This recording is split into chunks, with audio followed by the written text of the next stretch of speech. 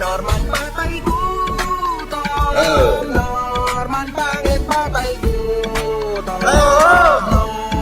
Norman, patay gutom. Okay na. Si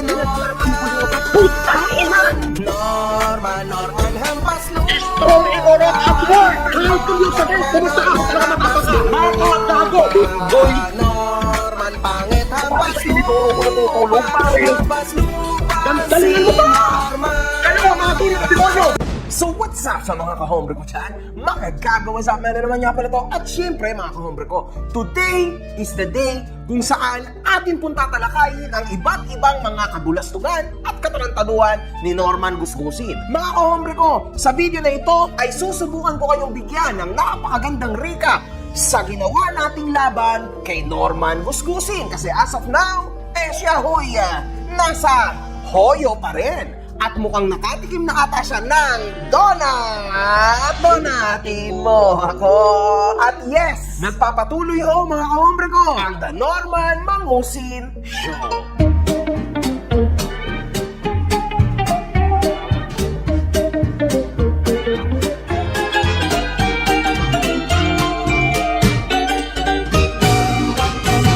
Hinahanap niyo ba ako sa Facebook? Ito na ang bagong Facebook ko mga kahombre ko. Follow niyo ako.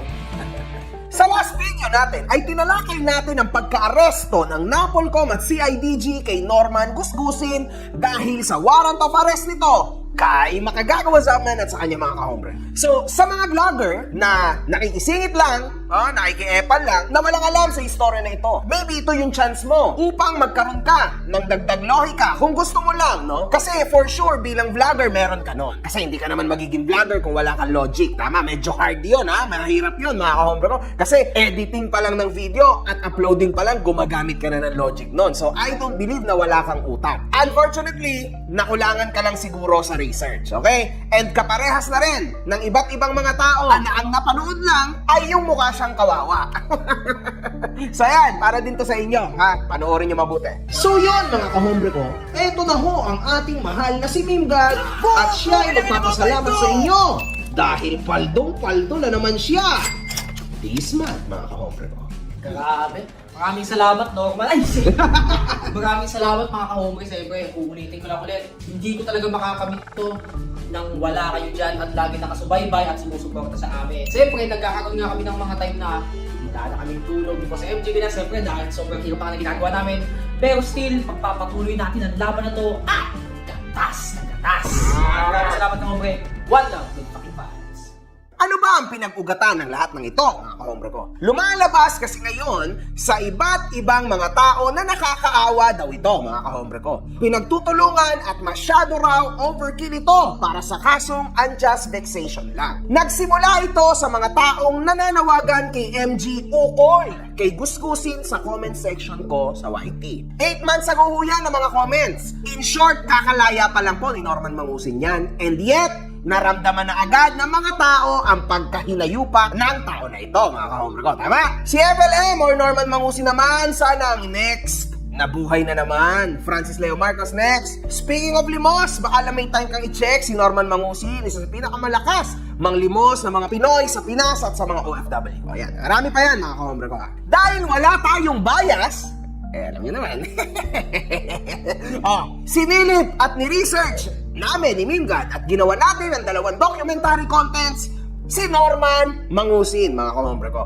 Ang content ay very, very opinionated na may halong satire, halos pinasa o pinlay lang namin yung mga available informations na nakalap namin online sa tao na ito. Sama na rin natin ang mainstream media. At wala ho akong sinabing masama kay Norman Gusgusin. Tandaan nyo, inuulit ko lang. Ako ho ay once a fan of this guy. Diba? Ayan ang mga ginawa kong videos for him. Makikita natin na isa rin ako sa na-disappoint sa sistema noon nung siya'y nakulong. Okay? Yan ay totoo mga kahombre ko. Makikita nyo yan, may video ako. Hindi ko buburahin yung mga videos ko mga kahombre ko ha. Kasi hindi naman ako plastic sa inyo o balat sibuyas sa inyo man. No. Andyan ho yan sa YT ko. Ayan, makikita nyo dyan. Okay? Nabudol ka ba ni FLM? Tinarantado ka ni FLM? napaniwala ka ni FLM. Mga ka-hombre ko, at the end of the day, ang sagot ko lang dyan is this. Mas maganda na sabihin natin na budol niya ako. Sabihin na natin na impluwensyahan niya ako. Sabihin natin na paniwala niya ako. Pero ang pinakamahalaga dito, mga ka-hombre ko, ay na-impluwensyahan niya ako sa magandang bagay. At least, kahit na sabihin natin na gumaya lang ako sa kanya, ginaya ko lang yung challenge niya, in-accept ko lang yung challenge niya, but at the end of the day, tumulong din ako. At the end of the day, napilit niya, nabudol niya akong gawin ang pinakamalaking naitulong ko sa karir ko. Because at the minute, sa San Pablo City, Laguna lang ako tumutulong. I know he's coming out. I definitely know he's coming out. And he's coming out at ang mga haters ni FLM will feel very, very sorry for this. For real. God, ayoko na magsalita. It's gonna be so crazy when he comes out. He's gonna come out. I'm sure. 100%. Maybe not this month, maybe next month, maybe in 3 months time, but then mag-iingay siya sobra. Mas magiging matunog pa siya sa presidente when he comes out. Again, mga kahombre ko, ito ho ay ukol lang, no? Sa kanyang buhay at sa kung ano man ang nahanap namin sa social media sa kanya. Sa mga documentaries videos na to, nakatanggap rin tayo ng sari-saring mga papuri galing sa mga tao. Ayan, makikita nyo yan. Hindi lang yan, sobrang dami. After 3 to 4 months, nagawang mag-live ni Gusgusin. CJ Uy, boss, tinira ka ni Makagago. Hayaan mo siya, gago yun eh. Ba't mapapasilin yun? Wala akong pakialam doon, unggoy yun. Oo, ano ka ba? Eh, yan ang hanap buhay nun eh. Oo, dyan siya nabubuhay. Subukan mong walang vlog yun, walang hanap buhay, di kakain yun. Oo, pero duwag yun. Oo, duwag yun. Ang tunay na matapang, dapat pag matapang ka, puntahan mo sa harapan ng bahay, doon mo hamunin yung kalaban mo. Kung matapang ka. Katulad ko. Di ba nung pandemic, puta, sa harapan ng bahay, pinupuntahan ko lahat ng taong kinaasaran ko. Binibidyo ko sa harapan ng bahay nila. Ganoon ang matapang. Hindi yung ngaw-ngaw ka sa social media, tapos ang layo-layo mo, tapos hindi ka nagpapakita, di ba? Porket alam mong malayo ka, kaya ang tapang-tapang mo. Ganoon lang yun. Kung matapang ka, di di ba? Makaunggoy? Duwag yan. Diyos ko, sampigahin ko pa yan. Pag nakita ko, pitikin ko sa ilong yan Di ba? Pero ayan nga, makikita natin na halatang halata na hindi siya nag-research. Una sa lahat, at hindi niya ho pinanood yung documentary videos ko for him. Wala na tayong magagawa doon, mga kahombre ko. Anyway, sinagot ni MG si Gusgusin at hinamon sa isang boxing match. So kung ikaw ay matapang, sabi mo, di ba? Sabi mo, babanatan mo ko. Game ako dyan, Mr. Francis Leo Marcos. Sabi mo, matapang ka. Gusto mo, bugbugan tayo sa loob ng ring. Wala akong ensayo, ang tabako, look at me. Ha? Literal, magarap tayo sa ring. Suntukan tayo. Magdamag. Tignan natin kung sino ang unang babagsak. At after nun, mga kahombre ko, kung ano-ano na ho ang isinagot niya sa akin at kung sino-sino na ang pinagdadamay niya tungkol sa istorya na ito. Walang dimandahan. Diyan sa harapan ng pamilya mo, sasampal-sampalin ko yung mukha mo. Diyan sa harapan mismo ng bahay mo, sa harap ng anak at pamilya mo, sasampal-sampalin ko yung mukha mo, okay ninam. Sa harap ng pamilya mo, paduduguin ko yung uso mo, okay ninam. Ayaw niya, in short, gusto niyang pumirma ako ng waiver at kami daw ay diba? Alam niyo na. Oo, lamang ako sa'yo. Doon tayo sa talian.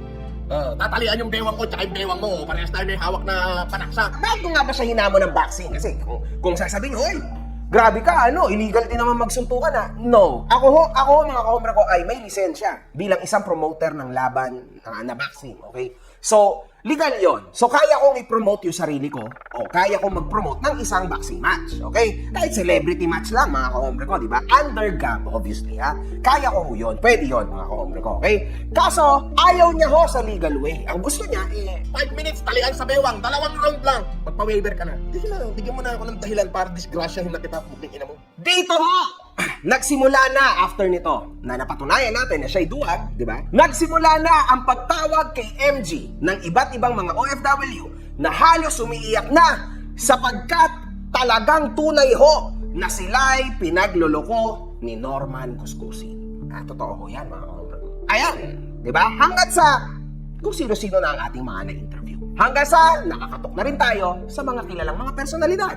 And now, finally, natugunan tayo. Kasi Norman Mangusin is not a simple social media influencer. He is a big danger to the society. Tandaan niyan, mga kahombre ko. Legit yan. Ngayon, mga kahombre ko, nandito na ho tayo sa present. Sinasabi ng mga tao na overkill daw ito at hindi niya deserve ang ganitong klase ng treatment. Sabi ng mga tao na walang idea sa mga kaganapan. Kasi ang mga nakatanim pa rin sa utak nila ay yung pagiging pandemic hero kuno ni Norman Mangusin. Tama? So actually, mapapaisip ka doon sa part na yon, no? Kasi i-judge ka agad. Mahalaga tumulong. Ikaw, tumulong ka na ba? Ang tanong, alam mo ba saan galing yung perang itinulong?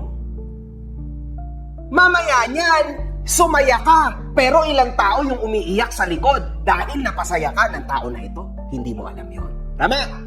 Hindi mo rin alam na ang taong pinagtatanggol mo o iniisipan mo na siya ay nakakaawa, di ba? Ay may napakaraming OFW na pinaluha ng dugo hanggang sa yung iba, nawala na rin ang buhay dahil sa stress na binigay nito.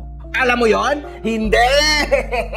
Di ba? So I would suggest, manood ka sa mga videos ko. Naka-playlist yan. Ayan ang sinasabi ko sa iyo. Di ba? Hindi mo alam, di ba? At hindi mo rin alam siguro na itong tao na to ay out on bail dahil sa kasong human trafficking. Hindi mo alam, no? Hindi mo rin alam. Tama? Hindi mo alam. At napakaraming kaso nito sa kung saang syudad ng Pilipinas. Hindi mo rin alam yon, di ba? So hindi mo alam. Could you still judge this guy na nakakaawa? Nakakaawa nga ba? Ha? Ulitin mo nga yung comment mo ngayon. Ngayon, panood mo ito. Nakakaawa ba? O kung nakakaawa ka pa rin, Yung nasa US na may anak ng Lloyd, si Mighty Burao. Eloy Barrientos. Mighty Burao. Mighty Mouse. Ito si Mighty Mouse. May anak to ng si Mighty Mouse. Ako, daldal ako ng daldal. Wala tumutulo ng laway. Ano yung anak mo tahimik, pero yung laway tumutulo. Yan ang sinasabi ko sa'yo, sampalo ano. Ang sakit, no? Ang sakit sampalin ng katotohanan, no? Na may kang anak tapos umaasa ka lang sa 40s dyan sa Hawaii, hindi ka pa naman naninilahi ng kabububuhan, di ba? Ang tabuhan niya, sa anak niya tumubo, ayun, pareha sila. Chay! Tuloy! Yan ang pagkakamaling ginawa mo, Kulao. Ulul! Pagkakamaling ginawa mo, Hindi. Gonggong! Child kayo ng anak mo! Parehas kayo, di ba? Child? Pagkakamali ka pang nalalaman, nuknukan ka ng kaduwagan. Oo, nuknukan ka ng kaduwagan. Child? Kayong dalawa ng anak mo, Child? Kasi yung kaululan mo sa anak mo tumubo. Yan si Eloy Barrientos o si Mighty Buraot. Ay, may anak nga yan, Lloyd. Pagandahin pa ba natin yung words? Child, Lloyd naman. Yung litrato ng anak niya, nandun magkatabi sila. Tulo lang yung anak niya, Lloyd. fast forward tayo, ha? Sa gobyerno, ano ba ang sinabi ni Gusgusin sa mga NBI? Kaya, ayan NBI raid malala. Ulul, sampalin pa kita. Damay pa kita, sampalin ko. Sige, papuntay mo rito. Sampalin ko kayo pare-parehas. Diyan na daw NBI. Ulul, unggoy. Takot nga sa akin yun dami mo pa NBI, takot nga sa akin yun. O sige, magsumbong ka. Pupunta ka rito, dalawang NBI, sasampalin ko kayo, pati yung NBI na dadalhin mo rito, sasampal-sampalin ko sa mukha hanggang sa dumugumuso. Kaya, record yung sinasabi ko. Pupunta ka rito, sasama mo yung NBI, o sasampal-sampalin ko kayo, pati yung NBI na isasama mo rito, papuputukin ko nguso. Huwag ka daw magkakaso, baka daw masilip ng NBI. Taka, paguntugin ko pa silang dalawa. Damay niyo pa yung NBI na nahihigit. Hindi, malaki galit ko dyan. Oo. Kaya mo sila. Pero hindi na sila pwede magkamali sa akin. Magkamali sila sa akin, mentras pinatawad ko na sila Di ba? Pero subukan uli nilang magkamali, mga buwakan ng ina nila. How about sa mga kapulisan? Ano bang sinabi ni Gusgusin? At for information mo lang, yung regional director ngayon ng region to, si General Maralag, dating bantay bahay ko lang yan, nung nakakulong ako. Oo, siya yung bantay bahay ko, yung tigadala ko ng damit nung nasa kulungan ako. Mabuting tao rin naman yan. As in, masasabi kong bata ko talaga yan. Hindi naman tayo kasi bobong katulad niya. Yung kernel niya, walang bearing yan, ha. Pag sinabing walang bearing, wala talagang bearing. Tayo lang din yun, yung kernel nila na yun. Pwede ko pahirapan yan Pag ginusto ko. Bibidyohan ko pa na sinasampal ko sa mukha yung kernel mo. Kernel Maralag, nagwawalis. Walis ka muna. Pakita natin, ang bira. The cleaner and the bartender. Yan yung aking cleaner. Si Kernel Maralag. Okay. At yung sekretary ng DILG, ito ang sinabi niya. Bet. Alam niyo ba si Bet? Asek ng DILG yan. Tagabili ko ng bigas ng bigyan nung pandemic. Tandaan mo, yung mga sekretary ko nakaupo sa DILG ngayon. Yung mga dati kong tauhan, ngayon nasa DILG sila, puro asek. Gusto mo pahirapan mo yung kaya? Gusto mo patapon ko sa pansitan? At sabihin ko yung pangalan mo kung bakit siya natapos sa pangsitan dahil pinagbabantaan niya ako. Eh, paano naman yung mga Marcos? Wag mo sabihin, Ime, na nanalo ka dahil sa ganang ikaw lang. Kung hindi ako umatras sa pagkasenador, sa tingin mo nanalo ka. Eh, buti kung number 2 ka, kulelat ka nga. Masamain mo o hindi mo masamain to sinasabi ko, nasa sayo yan. Wala akong utang na loob sa'yo. Ikaw marami. Si Emento sa akin humihingi ng pera, si Bongo sa akin humihingi ng pera, si David sa akin humihingi ng pera. Ibig sabihin na sa akin lahat magkayabanan ng Marcos. Oo, ayaw namin tulisa. Ito, ayaw. Inaway niya ako, nasa Australia ako, inaway niya ako eh. Si Lisa, oh, 2016, tumawag sa akin si Lisa, nasa yung sa email ako. Sabi niya, Francis, kailangan ko ng 40 million. Na-delay lang ako ng isang araw, nagalit sa akin. Blah. Hinla ko na. Ayaw ka na naman kausap. Bihira ka, ikaw may kailangan, ikaw pagalit. Diyos ko, yung mga anak ni Bongbong, walang matino to, kahit si Sandro. Magkawala ako. Ang gaganda nilang tignan pagdating sa photo operation, pero ako, lasinggero, o lalo yung pinakabunso, si Vincent. Puta ko makalaklak na ka. Nainigarilyo pa. How about si Boss Manny Pacquiao? Ito si Manny Pacquiao na magkakalatang nagiging trapo. Alam mo may utang sa akin yan, hindi pa nagbabayad. $30 million ang utang sa amin yan. $30,200,000 Wow. 2018 yun. That would be $1,700,000,000. Komplet, nakademanda yan. Talapasan na nga ng warrant yan. Eh bakit yung nanay ni Pacquiao mas masahol pa sa baluga? How about kay Asset Lacanilaw? Eh di kupel ka, Marcos Lacanilaw. Malaki kang kupel. Kalbong putok sa buho. Unggoy kalbo. Kalbo, magpilo ka naman. Talo ko na lang sa ulo mo yung plaka. O ipanguya ko sa'yo. How about kay Atty. Guanzon? Tayo'y aksyon. Hindi katulad ng ibang abogado dyan na advocate daw ng PWD pero wala namang ginagawa kundi ngumakngak. So yung attorney na advocate ng PWD o kaysa ngumakngak ka ng ngumakngak dyan, ipunin mo na lang yung PWD mo at bigyan natin ng wheelchair nang nakatulong tayo. Hindi puro kangak-ngak, mahilig ka sa issue. Attorney Guangguang, the power of Attorney Guangguang. Especially now kay Commissioner Kalinisan. Meron mga taong gobyerno pa nga eh. Ang daming taong gobyerno. Akalain mo na wala silang sariling identity. Nakaupo ka na sa gobyerno, hindi ka pa sumikat. Di ba? Tapos gagawin mo, itadrag mo yung pangalan mo para kumuha ka ng atensyon, kupal. Atakihin ka rin. Pag inatake ka, marirealize mo, sa impyerno punta mong animal ka. So ano na? Ano na ang comment nyo ngayon? Naaawa ka pa rin ba dito? Naaawa ka pa rin? Ha? Oo, game. Abante tayo. Tingnan natin ha. Hanggang kailan ka maaawa ha? Try. Madako ho tayo sa mga OFW naman ha. Ito ho ay ayon sa mga testimonyalisa. Nalihiti mo na nabudol sila ni Gusgusi noon. Especially sa mga interviews namin. Hayop yan. Demonyo yan. Napakaraming pinahirapan tao. Ako kaya ko nasasabi, hindi naman sa nangyari sa akin. Kilala ko lahat at alam ko ang mga pinaggagawa ng demonyong yan. Talagang si Kulaong masama, talagang si Norman Manguson, scammer, budol, at talagang si Francis Leo Marcos, peking Marcos. Tama yung sabi mo, pag andun yung galit mo, pag nakausap mo, parang nawawala, nahihypnotize kami sa kalokohan ni Kulaong. Grabe. Yeah, sa mga nanood ko naman. Lintik pa kita po na scammer itong Kudman na to, Swindler. Scammer ka talaga, Francis, no? Nawalan ako ng trabaho ng dahil sa mga hayop na yan. Pati wedding ring ko, makagago, na isang lako ng dahil sa mga hayupak na yan. 2 trabaho, pinatanggal ako. Bakit?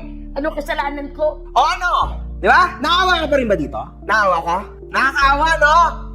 Nakakaawa, di ba?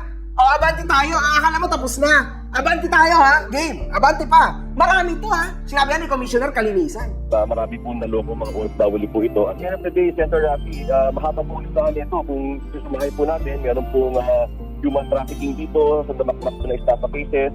Mga OFW po natin, ang status na pinapahamak po nito, yung pong hard-earned money po ng ating mga kapwa Pilipino, disrespect for institution, use of the uniform, pagpapahiya ako sa mga police, even NBI, even LTO. Eh, medyo lumapit-lapit naman tayo sa buhay niya ngayon, ha? How about yung mga staff na niloko niya? Na staff niya mismo, kasama niya! Una, ang pangalan ng taong ito ay Owa, mga kahombre ko. Ginamit niya ang tao na ito para magsinungaling at magkwento ng kung ano-anong kasinungalingan at kasiraan against sa akin. Di ba? At pinagpapanggap niya pa itong tao na ito, na itong tao na yan daw ay si OG Sacred. At all this, mga kahombre ko, alam niyo kung bakit? O, para sa mga taong bago, alam niyo kung bakit? Ha? Gagawin niya lahat yan sa halagang 50,000. Ginawa niya eh. Na-interview, tumuloy yung interview. Ngayon, lumabas sa bata mismo. Po yung inaperan ni Norman Mangusing ng 50,000 po para po basahin po lahat ng sinulat nila about po kay Mr. MG. Babasahin ko lang daw po yung mga sinulat po nila na script para po sabihin kay Sir MG habang binibidyoan po nila ako. Pagka daw po tapos namin, ibibigay daw po yung 50,000. Nung natapos na po kami, ang binigay lang po sa akin is 2,000. Kaya ako naman po yung 50,000 na yun. Kaya naman po ako natakan doon dahil po ako nagpabalak po ako magtayo ng sarili ko pong negosyo na motor shop. Kasi nga po, gusto ko na po magbago. Gusto ko na rin po maging maayos yung buhay namin.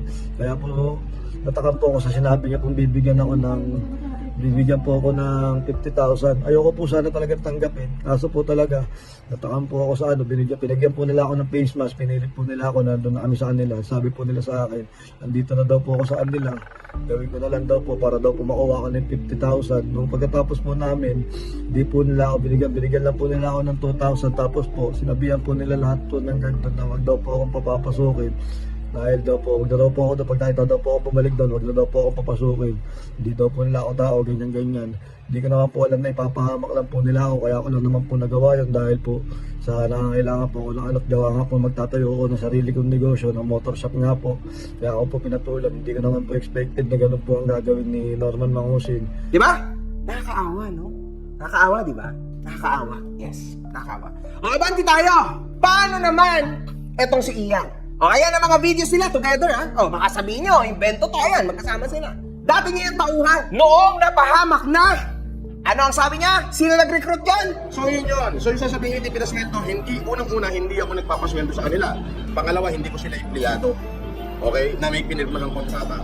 Wala daw siya kinalaman. At pinagbintangan niya pa, Si Makagago, may post na pinorman sa akin, ha? Ba't daw umakyat ang bayag ko nung i-interview siya? Gusto mo ipalo ko pa yung mukha mo kay Ian, eh. Oh, pumunta kayo rin sa bahay ko, dalawa kayo. Pag hindi ko kayo pinagtuntog, ewan ko na lang. Umakyat daw yung balls ko. Ulul! Sino naman maniniwala dyan, eh? Magnanakaw yan dito sa bahay ko. Paano naman ako matatakot dyan sa isang magnanakaw? Paano naman ako kakabahan latakit ang yakballs ko dyan, eh? Magnanakaw yan. Kompleto report dito. Maraming nawawala, Ian. Maraming nawawala. Oo. Kung walang nawawala rito, ba't di ka pumunta rito?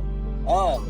Pumunta ka rito para tunayan mong walang nawawala. when, nung umpisa, nung hindi pa nagsasalita si Ian, ito ang sabi niya. Eh, in fairness, wala naman ako nakikitang nawala. In fairness naman.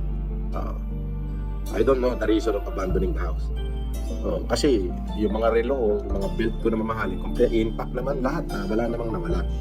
So far. So hindi ako magbabato sa kanya ng pangit na salita na wala namang katotohanan. Sino naman maniniwala dyan, eh? Magnanakaw yan dito sa bahay ko. Nakakaawa, ano? Di ba? Ito ang nangyari ngayon, mga hombre ko. Tanghali po, ako po si Ian. Nananawagan na sana ay makuha ko nga akong details sahod kay FLM. Yun po ay para po sa pamilya ko. Maraming salamat po. O yan, ayan yung naging panawagan ni Ian. So dumulog siya sa atin ngayon, mga kahombre ko. At ito ang kanyang pahayag. Di ba matalino ka, mayaman ka, trinilado ka? Asan yung pag-iisip kung di mo ko tauhan? Pero kanino ako nagtatrabaho? Kay Casper ba? Di ba sa'yo naman, Sir FLM? Hindi naman kay Casper, Sir, eh. Nagtrabaho po ako kay FLM. Bakit ko kukunin yung sahod ko kay Casper nang pinasok ako? Ba't hindi mo ibinigay? Bagkos, pinaratangan pa ako magnanakaw. Hindi mo na nga binigay yung pinaghirapan ng tao. Pinagbinta mo po magnanakaw. Ano, ayos pa? Di ba? Okay pa? Nakaawa ka pa, di ba? O kaya, nakaawa ka pa ng konti. O sige, abante tayo, ha? Nakakaawa naman kasi talaga si Gusgusin, eh. O, abante pa tayo. So, sa ugaling pinapakita ni Gusgusin, kayabangan at pag-aalipusta ng mga tao, sino ho ang hindi magagalit? Akala ko ba, ang alam nyo, laban ko lang to at laban lang ni Mangusing. Kung sino-sino na ho. Ang dinamay niya. That's why we retaliate. Ako ang ginamit ng mga taong inapi niya para maging boses nila. Kasi paano sila magkaka-platform kung hindi dahil sa akin? Nakakaawa si Mangusing. Nakakaawa si Mangusing, guys. Wala talagang bigat to. Walang kwenta tong laban na to. Wala to. Nakakaawa si Mangusing. Tama yan. Di ba? Oo. Ngayon, mga kahombre ko, hindi ho totoo ang mga naging pagtulong niya. Lately, Ang dami niyang pinangako.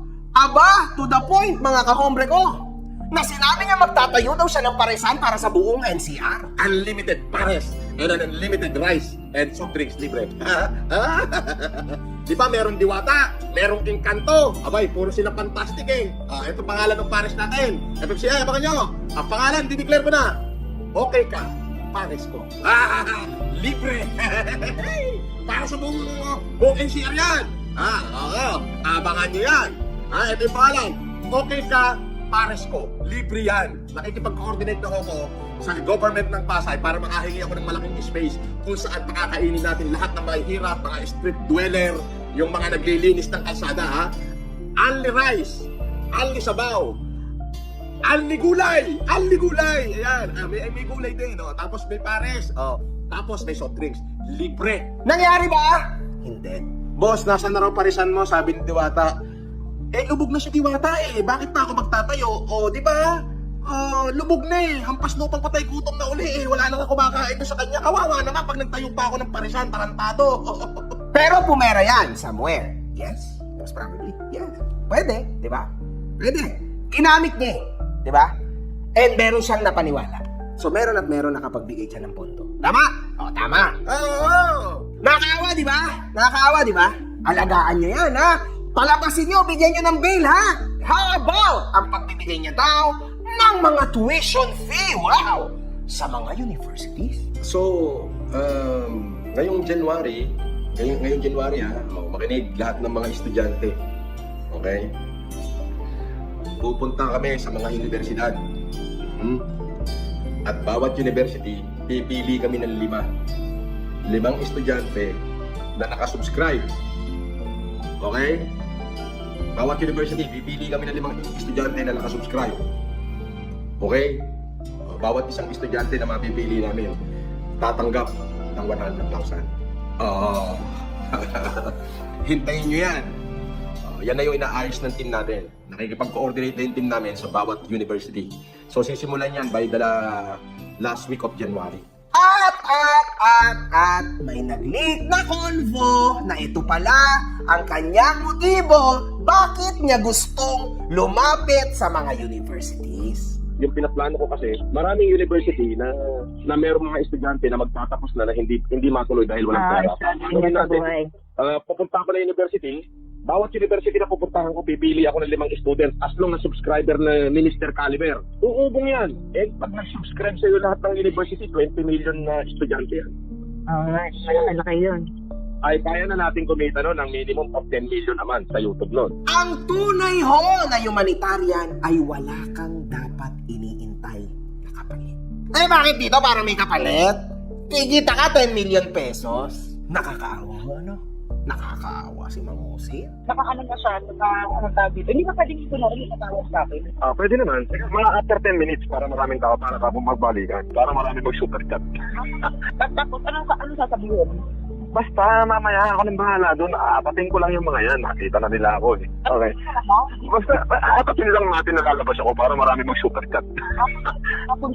Basta aapatin lang natin na lalabas ako para marami mag-super chat. Ang kausap niya dyan ay ang kanyang sekretarya back in the day. Di ba? Ang gusto niyang mangyari, mga kahombre ko, ay sabihin ng kanyang mga tao na lalayan na si Mang Jose para mas lumakas at dumami ang mga palipad sa channel niya. In short, aatatin, lolokohin nila ang mga tao. I-deceive nila kahit hindi naman totoo na makakalaya na siya. Ayos ba? Nakakaawa pa rin, no? Hindi, nakakaawa pa rin yan. Wala pa yan, kawawa pa rin. Yang sekretary niya na yan, na nakausap ko. Ito yung sinabi niya. Totoo ba? Na kunwari, nagbigay ako ng 1 milyon bilang donasyon nga sa ginagawa nga na humanitarian. Tama? Nyo, back in the day. Totoo ba na let's say kung 1 million, example lang naman, hindi ko alam yung totoong number. 1 million, let's say 200,000 lang ba talaga na gagastos? Kasi 800 napasok sa bulsa. Is that correct or hindi? Oo, totoo yung ganun. 100% na. So, ayan. Totoo yung ganun. Sekretarya niya na yan. Nakasama niya yan, mga ka-obra ko. So, alam niyo yan. Nakakaawa pa rin ba? How about yung 40 million niya na pangako? Siyempre sa amin naghihirap ako. Ngayon 31 at saka 1, mamimigay ako ng mahigit 40 million sa isang depressed municipality sa Pilipinas. Hintayin mo. Nasaan na yun? Sabi niya, magbibigay siya ng libreng salamin at wheelchair. Katulong ko po ang mga kasundaluhan na maghahatid ng wheelchair sa mga lumpo, maghahatid ng libreng salamin sa mga bulag, maghahatid ng libreng salamin sa mga bulag. Ginamit niya pa yung kaawa-awang mga tao sa probinsya. Ay kung makikita nyo, talaga naman si Tatang. Kapag naglakad ay ano na? Hindi na no? Okay na, mabubuhay ka na, makakagala ka na dyan, may pambayad ka na sa chicks dyan mamaya. 700 lang dyan sa may katulay. Diyos ko po mga kahombre ko. At binastos niya rin ang Vice President ng Cagayan State University. Ayan, ito po ang itsura niya. Yung tumirma doon sa nagsasabing ako daw ay fraudulent and scam. Karapado ka pala minuto eh. Tanda-tanda mo na, nagpakatalino ka ng ganyan eh, bobo ka pala. Tanda-tanda mo na. Tomalino ka na lahat-lahat ng ganyan. Naging vice presidente ka na ng Cagayan State University. Bobo ka rin pala eh. Pribadong tao, nilabas niya yung mukha at pangalan, buong pangalan. Well, good ba yun? Ay, kawawa si Mangusin! Kawawa, Free FLM! Free FLM! Free FLM! Free FLM! Please, kanta kayo. Ating palayain. Palayain nyo. Go! Magtulong-tulong kayo, kawawa naman. At speaking of university, na-interview natin, lumapit sila sa atin. Ang dalawang scholar kuno niya na ang sinabi niya ay... Ayan. So, ito yung scholar ng Team Caliber. Sila yung unang beneficiaryo ng ating yung pag-iikot sa mga university. Kaya lagi-lagi nyo na silang makikita ngayon. Kung titingnan nyo, hindi lamang tuition for one sem ang binayaran ko at ang babayaran ko. Hindi lang tuition, kundi full scholarship sila ng Team Caliber. Yan ay dahil sa tulong ninyo, lalo na kayo, ng mga palipaders dyan. Ngunit, itinanggi ho yan ng kanyang mga scholar. Totoo ba na fully paid na ang scholarship niya? Hindi pa po. Yun nga po yung gusto namin i-clarify. Sige nga, please clarify. Well, sinabi niya po sa video or live something na bayad na yung scholarship namin, which is hindi pa talaga. Actually, Kahit piso wala? wala pa po. Anong scholar? Lokohan? Oo! Alam mo na, nakakaawa pa rin ba? Nakakaawa pa rin yan. Tuloy tayo. At dito ho, dahil sobrang awang-awa ako kay Norman Gusgusin, nakakaawa ako. Atin hong i-play ang mga panunumbat niya sa mga naitulong niya sa inyo raw noong pandemic. At bakit ako nakulong? Bakit ako nakulong? Ako lang naman nagpakain sa'yo nung pandemic o kininam. Kahit kalabasa lang at manok, napakain kita gunggong o kinam. Hindi mo ba alam na lahat ultimo yung janitor niya binigyan ko lang tigil sa sakong bigas? Baka pati ikaw kumuha rin? Ngayon, makakain mo pa ba ang bigas na itinutulong ng isa sa biggest ever sumbatero that there is in the Philippines? Tirador ka ng kanin lamig. Yun ang totoo nun. At dito, dahil baka sabihin nyo, tsamba lang yan, di naman siya nanunumbat. Oops! Lately lang to lately lang to. How about this? Ating parang FLM ay may kasunduan na tutulong dito sa eskwela. May mechanics ko po kayo ay kita na kasama-sama sa pagtulong.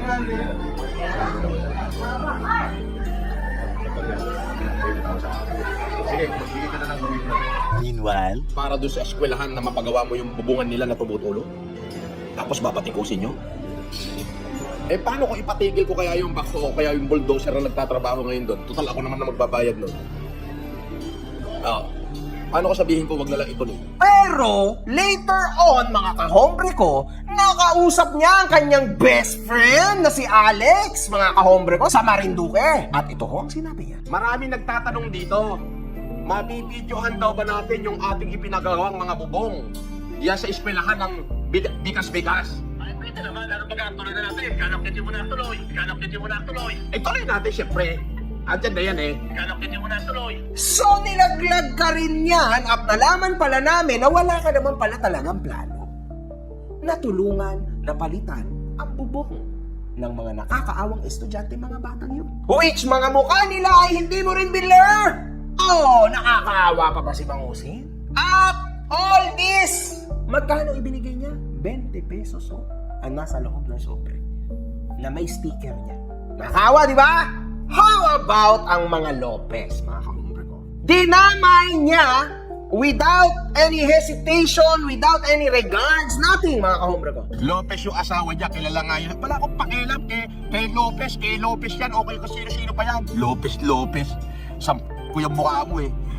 Papakialam ko kung Lopez. Pag buhay pa silang lahat eh. Lopez ang asawa. Ipagto ko pa yung mukha ng asawa niya eh. Na Lopez eh.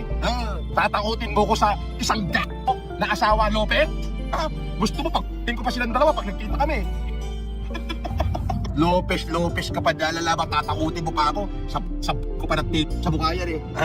Ano pangalan? Achik pa Lopez? Paano yan? Ikaw na makakasuhan ng pamilya. Gawin nyo na! Ang tagal naman. Anong kaso? Anong kaso? Yung naglabas ako na rehistro sa sasakyan nila. Dali na! Ang tagal naman. Gusto mo, pagpaling ko pa yung pamilya ni Ogag eh. Unggoy! Pamilya mo, pagpaling ko? Ayos kahit kulit-kulitin ko. Mukhang palin yung mukhang lahi nila. Sa totoo lang, kung talagang ituturing kong kaaway, pwede ko ando sa loob ng 40 yung buong pamilya na yun. May isang matandang babae kasama yung pamilya. Feeling in title, businesswoman daw. Mukhang putin. Feeling strong. Pero wala, mukhang putin. Mukhang putin din yung pamilya. Walang pwede. Pag tukan ko isa sa kanila, takbuhan lahat yun eh. Kahit saan ko tingnan yung buong lahi niya. Okay? Pag tukan ko, iiyak eh. Alam niyo ba kung saan nagsimula ito? Inilabas niya lang naman ang buong detalye ng sasakyan ko. At alam niyo kung kanino nakapangalan yung sasakyan ko? Sa mother-in-law ko. Yung Challenger, hindi sa kanya. Ito, ebidensya. Ang may-ari ng Challenger na si Lopez. Na ayan na may-ari. Si Lopez,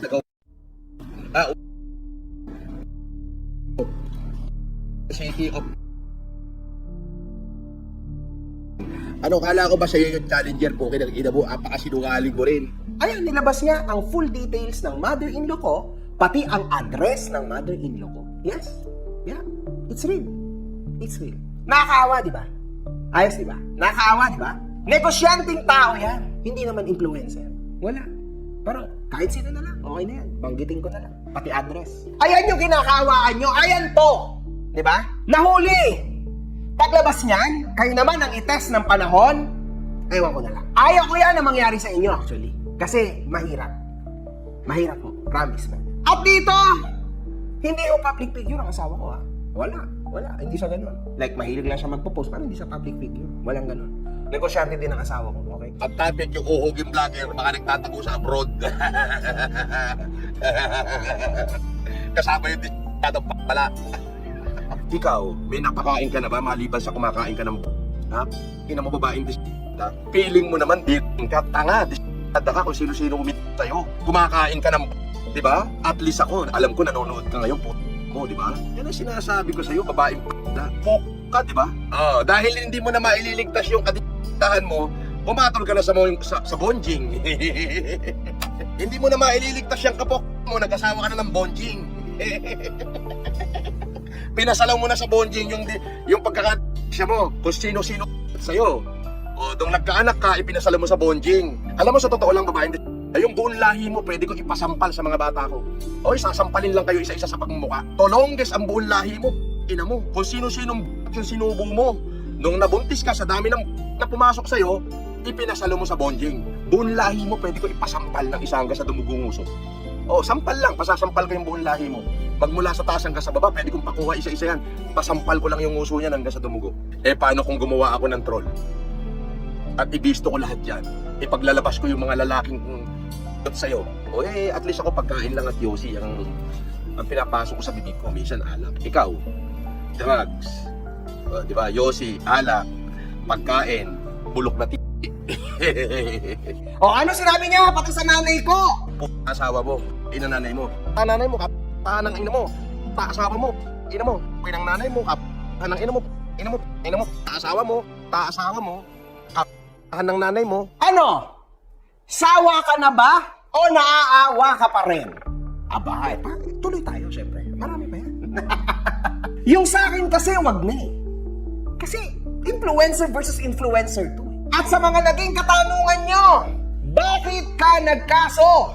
Labanan lang naman sa social media ito. Sino una nagkaso? Ngayon ho, yung laban namin ni Makagago, ako ho ang unang nagsampa ng kaso sa kanya. Oho, ako ho unang nagsampa, ako unang nawaran. At ano-ano ang mga klase ng mga pagbabantayan sa akin? Eh wala nga ako doon. Eh di kung nandun ako, diktator ko ulo nun, pati ko yung ulo mo nang madala ka. Pasalamat mo na lang, wala ako dyan. Dahil kung nandyan ako, baka pinaglalamayan ka na. Pasalamat ang pamilya mo. Wala kang inabutan kahit isang tao na naiwan doon ng panahon na pumunta ka. Kung meron, hindi ka uuwing wala sa ulo. Pero buti na lang, wala ako doon. Kasi kung nagkataong nandoon pa ako, hindi ka uuwi na San Pablo nang wala kang sa ulo. O basta ito, promise ko sa inyo. Within 5 days, gugunawin ko sa Makagago. Doon mismo sa San Pablo. Bigyan mo ko 5 araw. Diyan mismo sa San Pablo. Tundurahin kita. Maganda ka na. Sinabi ko na siya, bibigyan kita 5 araw. Doon pa lang sa hearing natin eh. Pakikiliti na kita ron eh. Doon pa lang sa hearing natin. Pakikiliti na kita. Magkita tayo sa hearing ha. Magsama ka naman maraming bodyguard. Maraming kikiliti sa'yo ron. Lugar ko yun. Sa probinsya namin, depilado si Oga. Nakikiliti siya ron. Makikipagkita ako sa kanya sa hearing namin. Doon sa Isabela. Doon kayo makikipagkita. Oo. Doon ko siya kikilitiin. Ano ka ba? Sa probinsya ko, magdala ka siyang katutak na kasama ha. Oh, di ba? Overkill ba ito sa ganyang klase ng tao? Oo. Ngayon, ang tanong ko, kung patuloy itong hindi gigibuin ng madla, ilang milyon pa at ilang tao pa ang iiyak sa Pilipinas? This guy is a loose ball cannon. Parang ako dati. Social media lang. Kaya alam ko, ayoko na mangyari yung mga nagawa ko noon. Ayoko na makakita ng ganun. Kasi ngayon, talagang busit na busit ako sa mga ganyang klase ng tao kung paano ako noon. At ayaw ko na makakita ng next na gano'n. Kaya nandito ako para puksain yung tao na yan. Why the PNP was right, legally justified, in showing Norman Mangusin publicly. Ayon ito sa isang netizen. There was a valid warrant of arrest. He was not just a random suspect. A court already issued a warrant. Once there is a warrant, police may lawfully arrest and present the suspect. Ginawa naman nung tama yun. Kita nyo naman. There is strong public interest.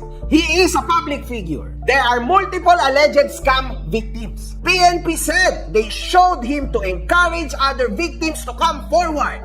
This is considered a legitimate law enforcement purpose, not shaming. He failed to appear in court. Skipping court appearances strengthens police justification to publicize the arrest. It shows risk of evasion. At huwag niyong kakalimutan, ito ko ay walang permanent address. Simula nung kinasuhan ko yan, palipat-lipat na yan ng lugar, ng pwesto. Alam niyo na kung bakit. At huwag niyo rin kakalimutan na yung tao na yan ay... Albo kayong lahat sa norte. Tapos ibahin ko address nyo. Para 3 months from now, may warrant kayo lahat. Gusto mo? Sumagot ka lang ako, Makagago. Doon tayo magkikita sa norte. Tapos iibahin ko yung address para magkaroon ka na ng warrant. Para masumpinahan, para warrant na. Para pag nagkita kayo, may kasama kang polis ng puti, iibahin ko yung address nyo. Para hindi malaman. Para di mano, sumpina, wala nang matanggap. Ang di mano, warrant agad. Di ba? Siya ang may gusto na walang yain at tarantaduhin ako. Gustong-gusto niyang makita akong makulong. Ginawa niya ho yan. Yung in-address niya sa akin na ikinaso niya sa Isabela pa. Taga San Pablo, Laguna ako, tandaan nyo. Sa Isabela niya ang kinasuhan. Iba ho ang address na nilagay niya. Alam niyo kung saan niya nakuha yan? Sa isang comment lang. Which sila din ho ang nag-comment niya. May nagpalipad! Sino to nagpalipad? Si Makagago! Tingnan, screenshot natin. Ayan! Siguraduhin mo address mo yan, ha? Ikaw ang nagbigay dyan. Pag hindi ikaw yan, sinungaling ka na naman. Tutuwa ako! Tutuwa ako! Para sa natin na nasukat sa nyo. 250. Paano ko nalaman na sila rin yan? Ay! Sinabi ng mga nakasama niyang estudyante, oh. Bago tayo umuwi, yung remember the phone na sinasabi niya na maghanap po kami ng students na kasama namin na sasagutin doon yung tuition fee and also may 10K na allowance per month. Ang gagawin is may bibigyan kami ng tag-iisang phone wherein gagawa kami ng fake accounts or dummy accounts. What? Trolls? Gagawa kayo ng mga fake accounts? For good comments, mga ganun po. Actually, yung... Sino yan? Like, sino-sinong magtatrabaho dyan? Ikaw? Sino pa? At yung mga mahahanap nyo? Mga friends po namin, para nakikita din po sila. Grabe yan, mga kahombre ko. Baka akala nyo, nakakaawa to, ha? Wait, alam ko na you guys are into this dahil sa engagement and we are free. Come on, man, it's okay. Lahat tayo, magkakitaan natin. Pero, you need to stand to the right doing, hindi sa mga wrong doings. Be careful, man. Alleged large-scale wrongdoing, scam-related complaints, fake identity, multiple names. Nakakaawa pala, no? Yung taong siya rin na naglabas, naka-blur lang ho, kasi hindi pwede to sa YT. Pero, kalat yan sa internet, makikita nyo yan. At sa passport niya, iba ang birth date niya kesa sa PSA niya. At ang place of birth sa passport niya ay iba sa place of birth sa PSA niya. Now you tell me. At meron siyang iba't ibang mga passport names. Now you tell me. Nakakaawa ba yan? Ha? Kawawa, di ba? Oh. Pilipino ka ba? Kita mo? Kasi hindi ka nakikinig. Ito ang sinabi ni Commissioner doon. Walang katotohanan. His life is a lie. So we will put a stop to it. This is terrible. Totoo lang. He's making a mockery of the Philippines. So kung ang tanong, ba't tayo pinag-aaksaya ng oras to? Ang dami na nabiktima nito. Ito yung simbolo ng kawalangan sa Pilipinas. Hindi mo narinig yan, di ba? Masyado kang blinded sa inilabas lang ng media na short clip. Kasi wala kang idea, hindi ka nag-research. Yon ang problema. Di ba? Ngayon, would you say no to this? Hindi ka pa rin ba maniniwala sa sinabi na ito ni Atty. Kalinisan? Diba? Ito ang simbolo ng kawalangan sa Pilipinas. We will put a stop to it. Hindi ka ba maniniwala dito? Di ba? Hindi ka kasi nanonood. Basta ka na lang maka-comment. Basta ka na lang maka-video. Di ba? Hindi ko natatalungin kung naaawa ka kasi I think naiinis ka na ngayon. Wearing police uniform without authority, all this create public safety concerns. Sino naglabas nung naka-PNP uniform? Nakakamiss lang. Sinut ko yung sa bahay. Siya. So, unjust fixation lang, kung ipahiyan niyo ako sa buong Pilipinas, grabe, para akong pumatay. Unjust fixation lang. Pero napakulong ka ng unjust fixation. Tama? Ayan, nakakulong ka pa rin. As of now, speaking, nakakulong ka pa rin. 120,000 lang bail. Hanggang ngayon, hindi ka pa nakakalabas. Di ba? Oh, unjust vexation lang yan. Unjust vexation pa lang yan. Wait, there's more. There's more. At laban ko pa lang to. Laban pa lang ng pamilya ko. Andiyan na mga OFW. Everybody's coming out for you. Patay ka dito, Norman. Sino ba si paring Dong Batalan? Ito ang kausap ni Norman Gusgusin bago siya dakipin, mga kahombre ko. At paano natin alaman? True! Casper!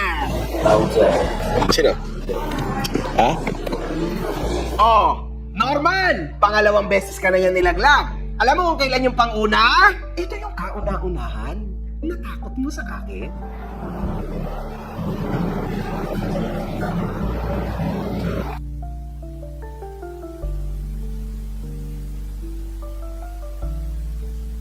Diba? Diyan, natuwag ka, tama? Pumunta raw ng BF Homes at nandoon daw ang bahay ko. Putang ina mo, ang bobo mo talaga. Putang na sino ba taga dyan sa BF Homes? Tapos later on, inamin mo rin. Actually nung sinugod ako sa bahay ni Makagago, nasa akin ang lahat ng pagkakataon para tunawin siya. Pero mas nangibabaw pa rin yung pagiging makatao. Hindi ko siya tinuluyan. Totoo po yan. Ngayon, ang pinalabas ko na lang, wala ako doon. Pero obvious nandun ako. Diyos ko. Ang ibig sabihin nito, si Dong Batalan ay loyal na loyal pa rin kay Norman Gusgusin, mga kahombre ko. At ito ho ang kasakasama niya noon nung marami pa silang nauutong mga OFW. Nakatakbo rin ito bilang Vice Mayor at may kabastusan ang kanyang bunganga. Alright, Dong. Dito na lang, baka dyan lang, sobra-sobra ng pambayad ng tirador yan. Magkano bang gusto mong bayad? Nagpabayad ka, di ba? Putang ina mo yan. Mas maganda pa yung babae na naging di ba? Ikaw wala. Putang ina mo. Announcement! Itong laban ko na ito ay para sa ating mga mahal na mga OFW. Okay? Kasi yung laban ko is ongoing na, di ba? So, ang laban na ito ay para sa mga OFW at sa mga naloko rin ito ng mga negosyante sa Pilipinas. Dami din mo yan naloko sa casino, sa iba't ibang syudad dito. Kaya marami ho yung kaso sa iba't ibang syudad. Kaya yung biro ko na Philippine Loop, Warrant of Arrest Edition, kasi napakarami yung kaso niyan. Mga kahombre mo, yes, it's real. Kasi marami talagang nagreklamo ng mga tao dyan. Ngunit, dagdagan pa natin, mga kahombre ko. Pakita natin na tayo ang tama, lalo na sa mga OFW. Para naman, magkaroon talaga kayo ng tunay na hustisya. O sige. Tanungin na lang ulit kita.